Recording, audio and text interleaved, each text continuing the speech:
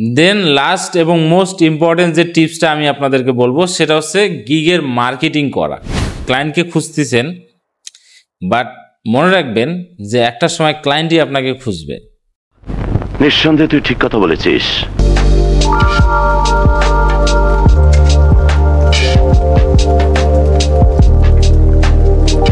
আসসালামু আলাইকুম। ক্লায়েন্ট হান্টিং এর তৃতীয় পর্বে আপনাদের সবাইকে স্বাগত।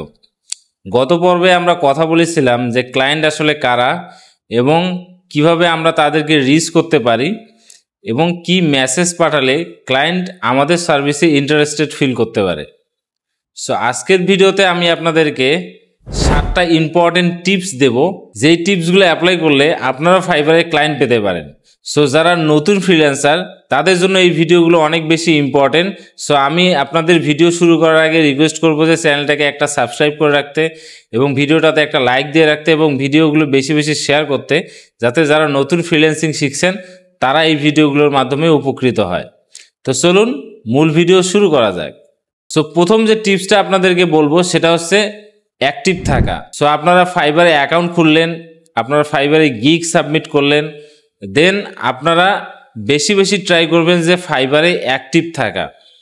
সো যখনই আপনারা সময় পাবেন তখনই আপনারা ফাইবারে অ্যাক্টিভ থাকবেন।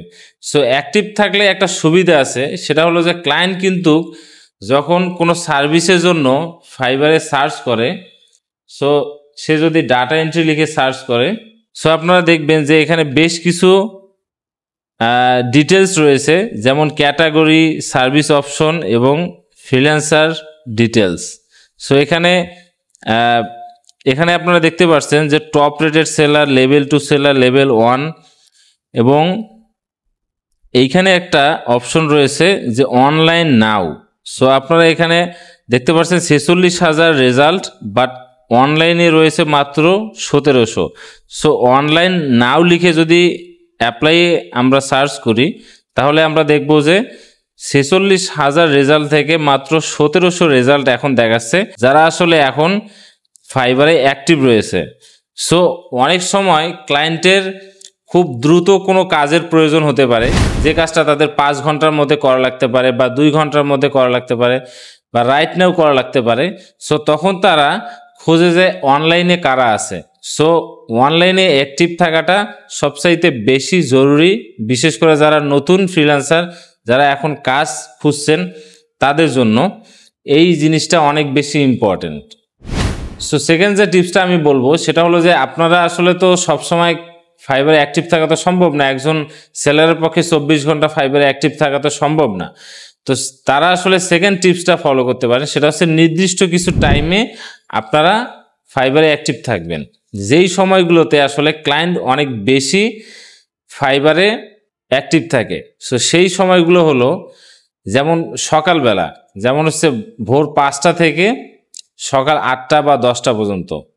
সো এই সময়টা আপনারা বেশি বেশি ফাইবারে অ্যাক্টিভ থাকার ট্রাই করবেন, কারণ এই সময়টাতে ক্লায়েন্ট বেশি আসে। দেন সন্ধ্যাবেলা, যেমন বিকাল 6টা বা বিকাল 5টা থেকে বা 6টা থেকে 7টা পর্যন্ত, সন্ধ্যা 7টা বা 7:30 পর্যন্ত, এই সময়গুলোতে ক্লায়েন্ট আসলে বেশি অ্যাক্টিভ থাকে। এবং আমি বলবো না যে আপনারা রাত জাগেন, কারণ এটা আমি কখনোই আপনাদেরকে রিকমেন্ড করব না, কারণ রাত জাগলে শরীরের অনেক ক্ষতি হতে পারে আপনাদের। সো আপনারা চেষ্টা করবেন যে সকালে 5টা থেকে 10টা এবং বিকালবেলা এবং বিকাল থেকে সন্ধ্যাবেলা, এই সময়টাতে বেশি অ্যাক্টিভ থাকার ট্রাই করবেন। এবং যদি আপনারা আসলে কখনো রাত জাগেন তাহলে আপনারা, বা যদি আপনাদের এমন হয় যে ঘুম আসতেছে না বা এরকম, কিন্তু আপনাদেরকে রিকমেন্ড করব আপনারা কখনোই রাত জাগবেন না। আপনারা যদি কোনো সময় জাগেনও তাহলে আপনারা হয়তো 12টা থেকে 1টা পর্যন্ত এই সময়টা আপনারা অ্যাক্টিভ থাকার ট্রাই করতে পারেন। সো এই হলো নির্দিষ্ট টাইমে অ্যাক্টিভ থাকা, কারণ যেই সময়গুলোতে আসলে ক্লায়েন্ট ফাইবারে বেশি অ্যাক্টিভ থাকে সেই সময়গুলোতে সেলাররাও অ্যাক্টিভ থাকলে কাজ পাওয়ার সম্ভাবনাটা বেশি থাকে। দেন থার্ড যে টিপসটা আমি আপনাদেরকে বলবো সেটা হচ্ছে যে গিগ অপটিমাইজেশন করা।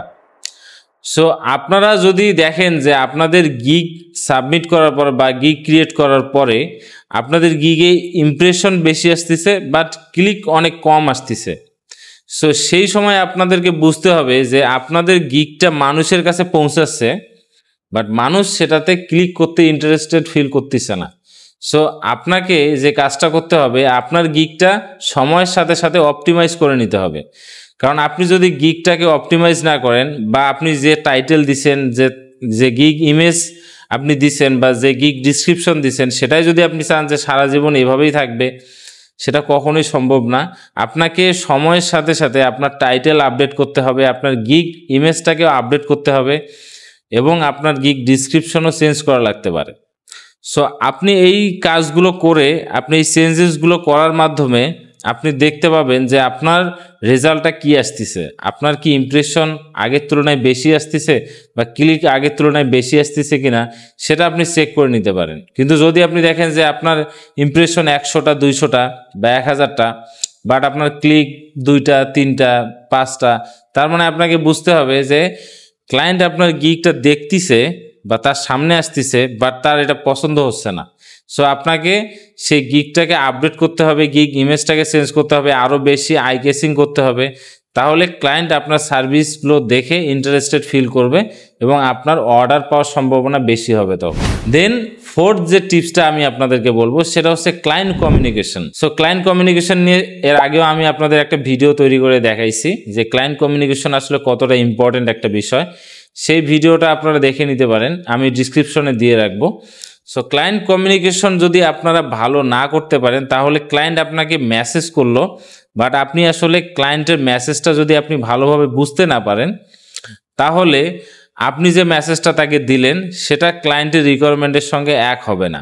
সো ক্লায়েন্ট যদি আপনার মেসেজ দেখে বুঝে যে আপনি আসলে একজন আনপ্রফেশনাল সেলার, সো সে আপনাকে কখনোই আপনাকে দিয়ে কাজ করাবে না। সো প্রথম যদি আপনাকে কোনো ক্লায়েন্ট মেসেজ করে, তাহলে আপনারা সর্বোচ্চ ট্রাই করবেন যে তাকে আসলে স্যাটিসফ্যাকশন রিপ্লাইটা দেওয়ার। স্যাটিসফাই রিপ্লাইটা যদি আপনি তাকে কনভার্ট করতে পারেন, তাহলে ক্লায়েন্ট আপনাকে প্রফেশনাল ভাববে এবং আপনাকে দিয়ে তার প্রজেক্টগুলো করাবে।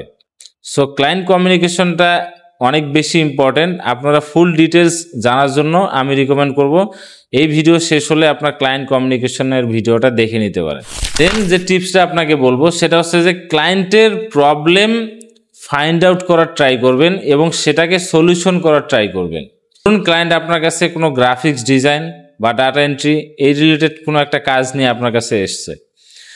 সো আপনি তার মেসেজের মাধ্যমে, তার সঙ্গে কমিউনিকেশনের মাধ্যমে তার ডিটেলসগুলো নেওয়ার ট্রাই করতে পারেন। যেমন ক্লায়েন্ট, আপনি তাকে বলতে পারেন যে আপনার কোম্পানির ওয়েবসাইটটা আমাকে সেন্ড করো।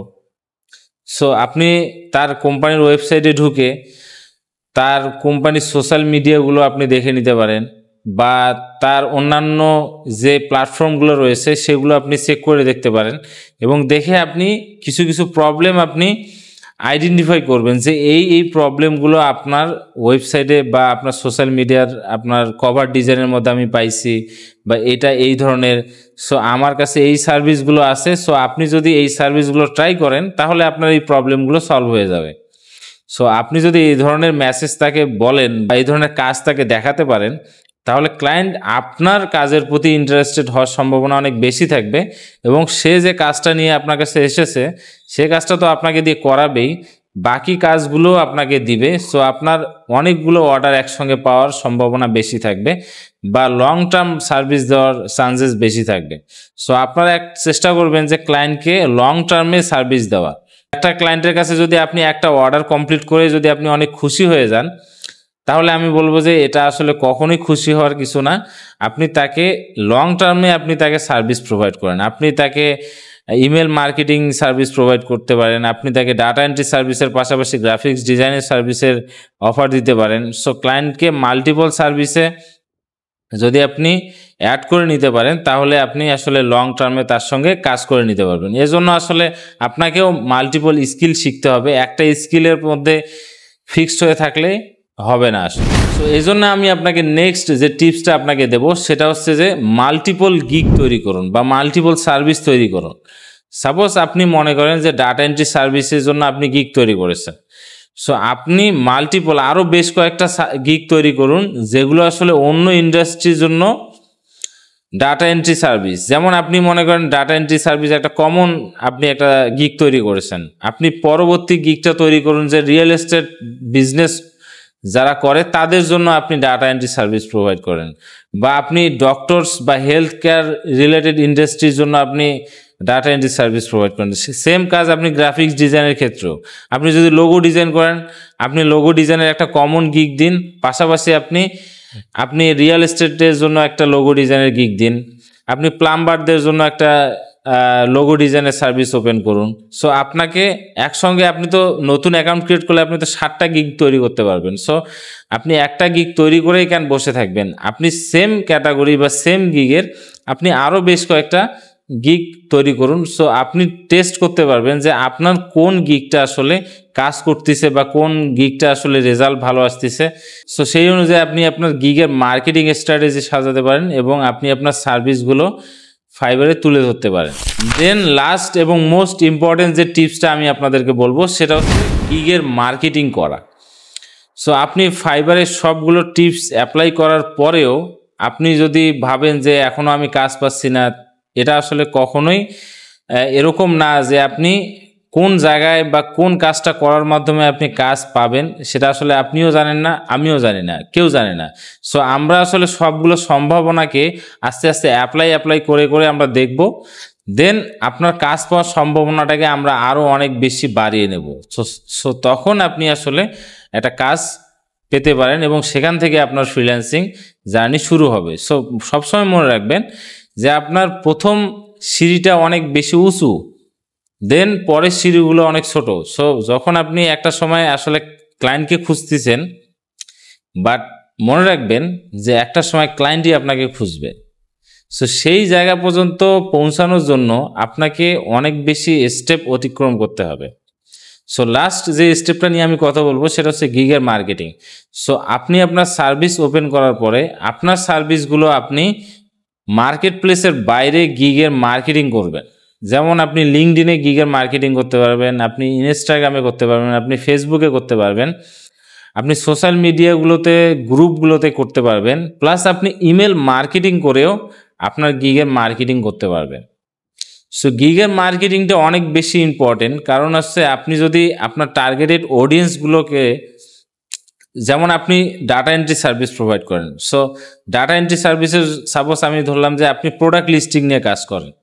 সো আপনার টার্গেট অডিয়েন্স তাহলে যারা ই কমার্স বিজনেস করে বা ই কমার্স ওনার, সো তাদেরকে রিচ করা এবং তাদেরকে খুঁজে বের করে আপনার সার্ভিস সম্পর্কে তাদেরকে জানানো। সো এটাই হলো গিগের মার্কেটিং। সো আপনি তাদেরকে একটা মেসেজ সেন্ড করবেন। এর আগের ভিডিওতে আমি দেখাইছি যে আপনারা কি মেসেজ সেন্ড করলে ক্লায়েন্ট আপনার সার্ভিসে ইন্টারেস্টেড ফিল করতে পারে। সো সেই ধরনের মেসেজকে আপনি ক্লায়েন্টের কাছে পার্সোনালাইজভাবে ক্লায়েন্টের নেম অনুযায়ী, বিজনেস নেম অনুযায়ী আপনি তাকে মেসেজ করতে পারেন যে আমার কাছে এই সার্ভিসগুলো রয়েছে, আমি আশা করি যে এই সার্ভিসগুলোর মাধ্যমে আপনাকে বেস্ট কোয়ালিটি প্রোডাক্ট আমি ডেলিভার করতে পারবো। সো ক্লায়েন্টকে যদি আপনি এভাবে প্রতিদিন 5টা 10টা মেসেজ সেন্ড করেন বিভিন্ন ক্লায়েন্টকে, তাহলে দেখবেন যে কোনো একটা সময় আপনার কাছে ক্লায়েন্ট ইন্টারেস্টেড হয়ে আপনাকে ফাইবারে নকও করতে পারে বা আপনাকে অফলাইনেও কাজ দিতে পারে। সো আশা করি যে এই 7টা টিপস আপনাদের জন্য অনেক বেশি হেল্পফুল হবে, বিশেষ করে যারা নতুন ফ্রিল্যান্সিং শিখছেন তাদের জন্য। সো প্রোটেক হাউসের এই টিপস অ্যান্ড ট্রিক্স রিলেটেড ভিডিওগুলো আরও বেশি পাওয়ার জন্য আপনাদেরকে আমি রিকমেন্ড করব অবশ্যই আপনারা চ্যানেলটাকে সাবস্ক্রাইব করে রাখুন এবং ভিডিওগুলোকে বেশি শেয়ার করুন। এবং আপনাদের কোনো প্রবলেম বা আপনাদের কোনো সলিউশনের প্রয়োজন হলে অবশ্যই আপনারা আমাকে ইমেল করতে পারেন। আমি চেষ্টা করব আপনাদেরকে একটা সুন্দর ফ্রিল্যান্সিং কেরিয়ার তৈরি করার জন্য যে পরিমাণ বা যত ধরনের হেল্পের প্রয়োজন হয় সেগুলো আমি আপনাদেরকে ট্রাই করব আপনাদেরকে প্রোভাইড করার। সো ভালো থাকবেন, সুস্থ থাকবেন, দেখা হবে নেক্সট ভিডিওতে। আসসালামু আলাইকুম।